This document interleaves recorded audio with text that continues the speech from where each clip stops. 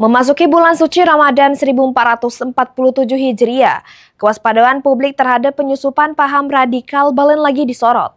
Momentum ibadah sering dimanfaat ke pihak tertentu untuk menyebar ke ideologi yang bertentangan dengan konstitusi, terutama melalui ruang digital sama forum keagamaan.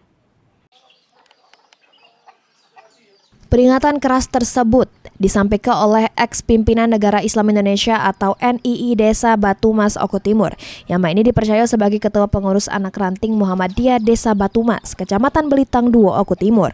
Imran mengingat ke generasi muda sama masyarakat menengah untuk tidak lengah terhadap manuver kelompok yang berlindung di balik simbol serta jargon keagamaan.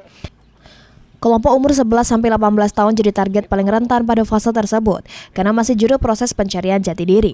Imran pun berharap supaya Polri selalu ini serta juru penanganan paham radikalisme. Imran berharap masih juru penanganan humanisme bukan demilitarisasi.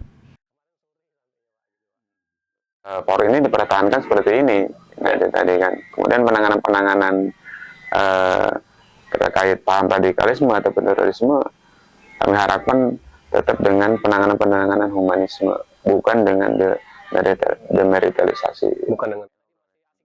Oleh karenanya, Imran mengingatkan masyarakat untuk tidak ragu melakukan koordinasi dengan pihak berwenang menemukan aktivitas kelompok yang mencurigakan di lingkungan sekitar. Tim Liputan, PAL TV.